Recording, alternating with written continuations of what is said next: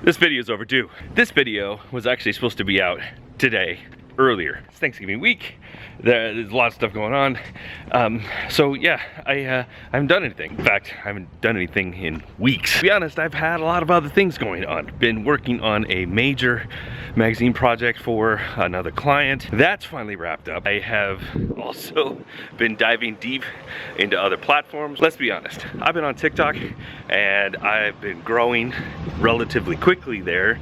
So I've been spending my energy on TikTok. Does that mean I'm gonna abandon you guys? No, of course not. Well, maybe I would for, you know, a month. Not forever. I'm back. Not only am I back, but I want to talk to you guys about an experience I had last weekend that was invaluable to me, and I think you might actually get something out of it too. Let's go.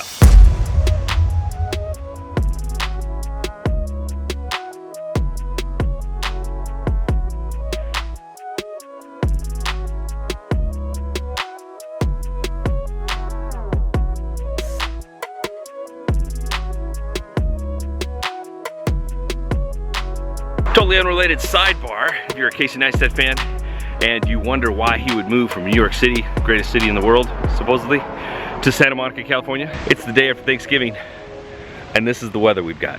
So as I was mentioning, last weekend, I went to this event called DesignerCon, but I almost didn't go. Number one, magazine project hadn't wrapped up quite yet, and it was like, well, I just don't know if I had the time. Number two, I was getting a little outside my comfort zone. DesignerCon is this event where it's these artists who do like posters and toy art and all kinds of different things. That if I had to put it somewhere, it would be nestled between a regular art fair and a Comic-Con. Somewhere in that spectrum is what DesignerCon is. I just didn't know if it was gonna be for me.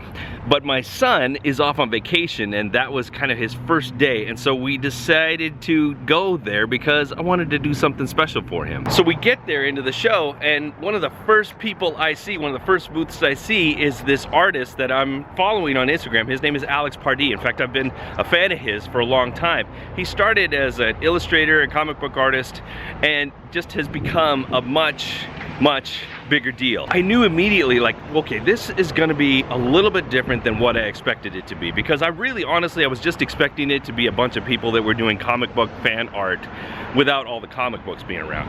That's not what it was at all. In fact, it was something completely different than that. So as I'm walking into this show, I'm seeing all these different people like Pardee and other artists similar to him, some lesser named people, even some bigger named people, some people that I've admired as artists for decades. There's people doing poster work, illustration work, there's art prints, and there's toys, like graphic, like vinyl toys, people doing spray cans like I've done in the past, and so a whole bunch of different types of artists doing art on a whole bunch of different substrates.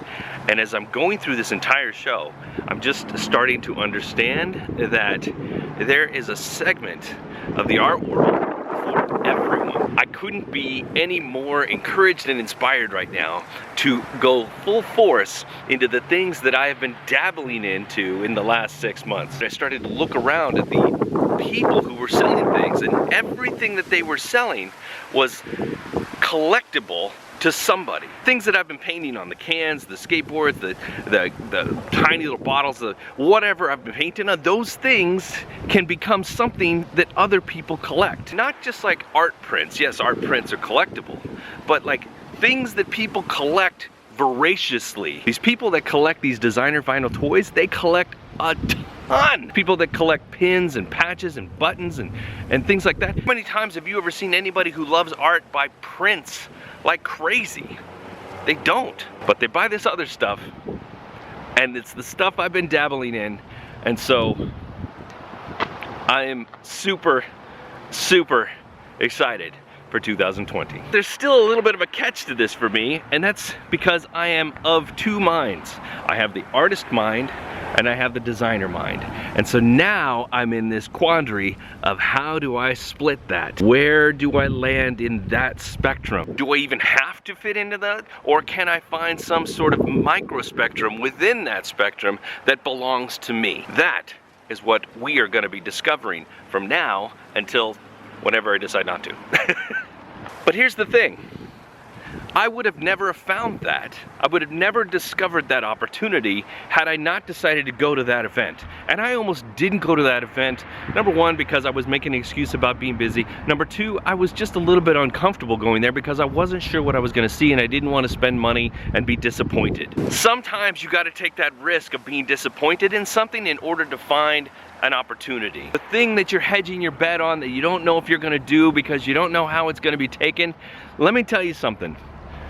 There's an opportunity there, you just haven't seen it yet. I'm reminded about this thing that I saw on Instagram the other day. It was a church marquee or a marquee outside of some sort of business, and the marquee, it said, next time you're worried about sharing your ideas with people, remember that a bunch of people sat in a meeting and decided that it was a good idea to make a movie about sharks that come out of tornadoes. Stop being so worried about the thing that you're worried about. Just go do it. Let's go. Now on a related side note, a lot of times I'll tell people, hey, do the work, get started, take action. Sometimes even that will intimidate people. Even that idea of me saying to you, do the work, intimidates you into not doing the work. And here's something I want to share with you that I want you to take in. I want you to pull this in for a second, okay? Take a deep breath and listen. Doing the work doesn't mean finishing the work today. It doesn't mean being successful tomorrow. It means take one step and then be okay with that. Then take your next step and be okay with that. Nobody said you have to be an overnight success, but if you want to be a success, you got to take that first step. Take one step today. Do the work. Oh, and of course, remember, be good today, be better tomorrow. See ya.